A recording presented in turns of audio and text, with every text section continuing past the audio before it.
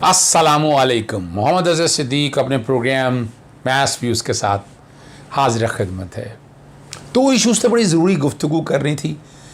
एक तो election commission वाले इशू में जिस तरह आधा सच हाफ ट्रुथ बताने की कोशिश की, वो मैं अलहदा प्रोग्राम करूँगा और रात 11:15 बजे इंशाल्लाह उसमें आपसे बड़ी तफसीली गुफ्तगू करनी है। लेकिन इस वक्त सानिया मॉडल टाउन की आज लार्जर बेंच के सामने दूसरी समाअत थी। बड़ी पेशेंस के साथ ये बेंच समाअत कर रहा है। हकायक पर और कानून पर बड़ी ग्रिप के साथ बातें हो रही हैं।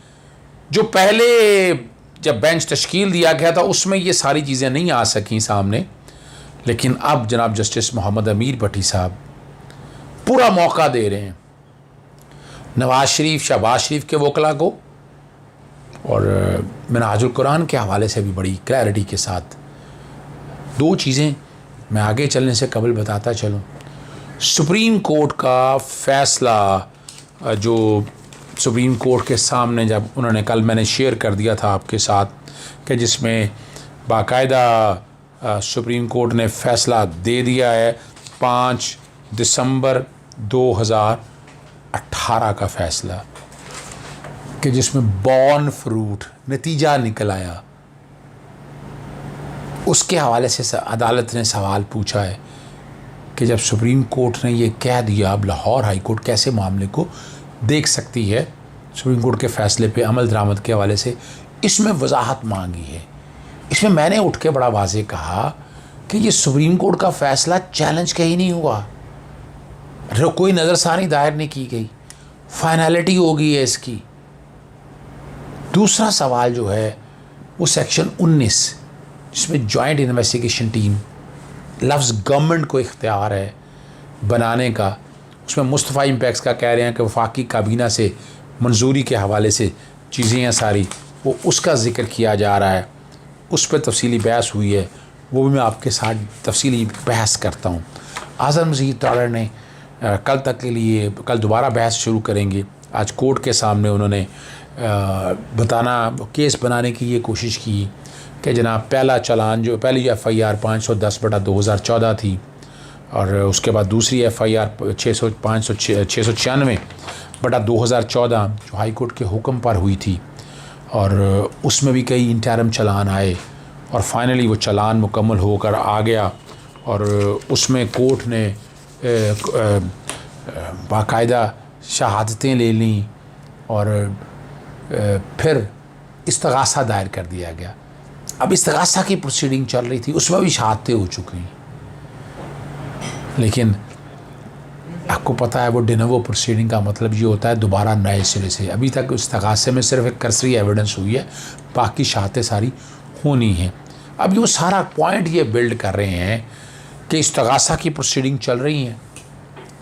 जब इस्तगासा की प्रोसीडिंग चल रही है तो इस वक्त ये इंक्वायरी GIT की ज़रूरत क्या है, इस पे वो अपना केस बिल्ड करते हुए ज़िक्र कर रहे हैं कि जब प्राइवेट कंप्लेंट चल रही है तो स्टेट केस 696 वो फिर अदालत का सवाल था कि वो तो स्टेट केस तो सिर्फ सेनेडाई अर्जर्न हुआ, वो अपनी जगह पर मौजूद है, उसको मंतकी अंजाम तक पहुंचना है। और ये भी एक सवाल रखा जस्टिस अमीर भट्टी साहब ने कि इस्तगासा तो किसी स्टेज पे वापस जाकर उस स्टेट केस को ज़िंदा किया जा सकता है, तो उसमें परेशानी किस बात की है, किस हवाले से है। अदालत मुआवनत तलब कर ली है। और मुस्तफ़ा इम्पैक्ट्स केस के हवाले से उन्होंने ज़िक्र किया कि जनाब जो काबीना है जब GIT बन गई थी 3 जनवरी 2019 को, और ये याद रखिएगा ये खामोशी रही थी, बड़ा अरसा खामोशी रही सारे बात को सामने रखते हुए ना जी। और 22 मार्च को 2019 यानी 2 महीने जब GIT काम करते ये पटिशन दायर नहीं की। जब 80% काम आ गया फिर पटिशन दायर की।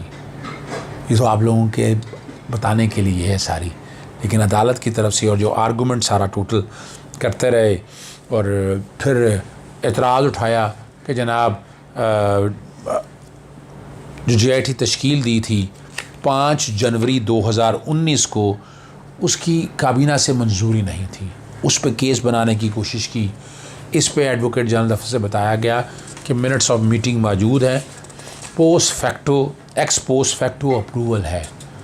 GIT जो हुकूमत ने तश्कील दी है मुस्तफ़ा इम्पैक्ट्स को सामने रखते हुए मिनट्स ऑफ द मीटिंग है 20 जनवरी 2020 के जो रखे रिकॉर्ड में, उन्होंने बताया कि ये कुछ जुलाई के महीने में ऑर्डर हुआ था, 6-7 महीने तक ये आया नहीं है। अदालत में कुछ बताया गया, अदालत में एडिशनल एडवोकेट जनरल ने जो बयान दिया इस पर अदालत के रिमार्क्स थे, चीफ जस्टिस साहब के रिमार्क्स थे कि उस वक्त एक एडवोकेट ने स्टेटमेंट दी है, क्या कुछ सेक्रेटरी लेवल का आदमी यहाँ मौजूद था, होम डिपार्टमेंट का सेक्शन ऑफिसर था, अंडर इंस्ट्रक्शन थी, और वो स्टेटमेंट तो अपना एक प्रोसीजर है जो स्टेटमेंट जिस तरीके से आनी है सामने।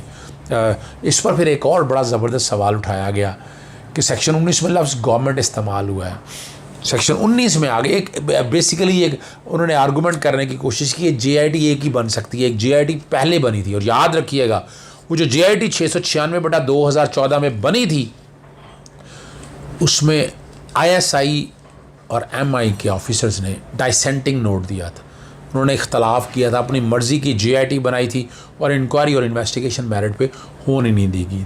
अदालत का फिर सवाल था कि इसमें कहाँ लिखा है कि दूसरी GIT नहीं बन सकती। फिर एक सवाल उठाया गया, गवर्नमेंट का मतलब गवर्नमेंट है, प्रोविंशियल गवर्नमेंट का लफ्ज़ तो नहीं इस्तेमाल हुआ।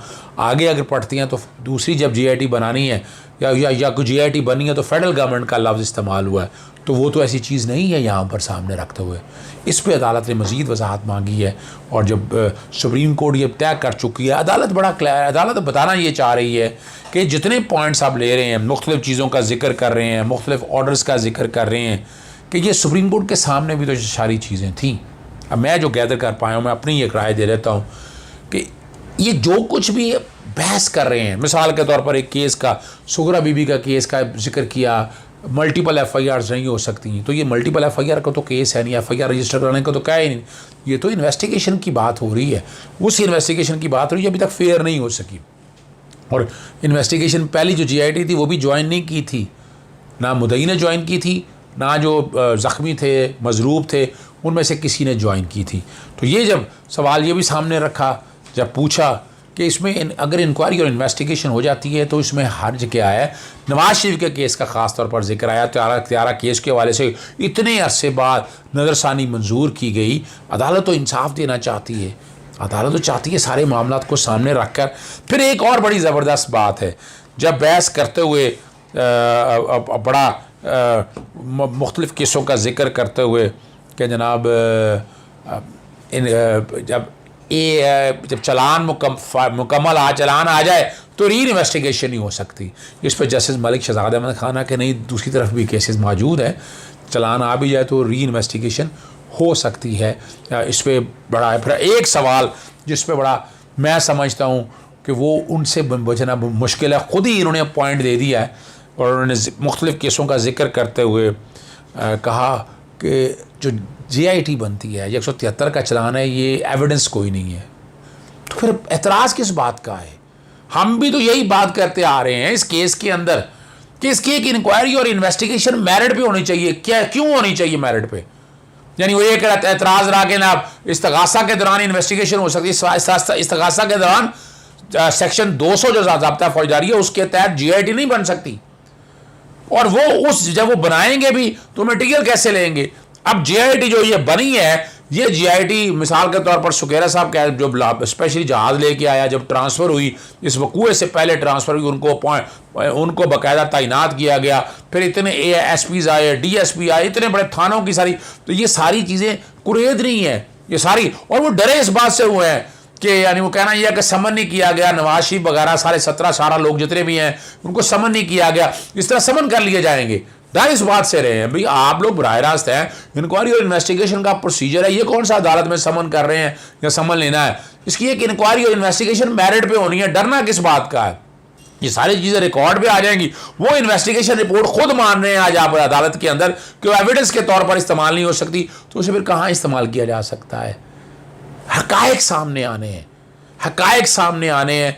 जो मिसाल के तौर पर ये कहा जा रहा है कि नवाज शरीफ वगैरह, शहबाज शरीफ, राना सनाउल्लाह, इनका ताल्लुक़ नहीं है, समन नहीं किया गया। इस्तग़ासा के अंदर एडमिटेड बात है कि ये जो मेन मुलजिम है इनको वो सुप्रीम कोर्ट में लीव टू अपील पेंडिंग पड़ी हुई है, क्रिमिनल अपील वहाँ पर फाइल की हुई अपनी जगह पड़ी है। लेकिन ये जो खुद ही मान गए कि JIT की या सब अपने 173 के चलान की कानूनी हैसियत यानी एविडेंस के तौर पर इस्तेमाल नहीं हो सकती है, तो ये आज मैं समझ रहा हूँ, आज भी मेरा अपना एक ओपिनियन है कि लाहौर हाई कोर्ट का जो फुल बेंच है, लार्जर बेंच जो है, वो सुप्रीम कोर्ट के फैसले में जो सारे आर्गूमेंट्स आज किए हैं ये सुप्रीम कोर्ट के सामने भी मौजूद थे। सुप्रीम कोर्ट ने जब JIT बना दी उसको चैलेंज सुप्रीम कोर्ट के सामने नहीं कहा कि ये बन नहीं सकती JIT, ये पॉइंट वहाँ उठाना चाहिए था। महाराज ये सुप्रीम को आज भी लाहौर हाई कोर्ट ने फुल बेंच ने कहा है, जब कह दिया है बॉर्न फ्रूट, तब बॉर्न फ्रूट पे उनको बहस करनी है। और छुट्टी पर जाना चाहते थे, हालांकि कल बैठकर देखें, बहस करें। अदालत इस मामले को पूरा मौका दे रही है, हर एक की गुफ्तगू, हर एक का बहस सुनना चाहती है। लेकिन जिस तरह कोर्ट की हेयरिंग चल रही है, बहुत फेयर हेयरिंग हो रही है, और मुझे नज़र आता है कि मॉडल टाउन के जो मुतासरीन हैं उनको इंसाफ मिल जाएगा। वो इंक्वायरी और एक इन्वेस्टिगेशन मांग रहे हैं। JIT से 80% काम हो चुका हुआ है, 80% काम हो चुका और 20% काम और होना है। वो रिपोर्ट आ जाएगी और ख़ुद कह रहे हैं कि एविडेंशियरी वैल्यू नहीं है, शहादत के तौर पर इस्तेमाल नहीं हो सकती, आगे करना कोर्ट नहीं है। लेकिन ये इससे रिकॉर्ड और डॉक्यूमेंट सारे सामने आ जाएंगे, उससे बहुत मुआवनत मिल सकती है।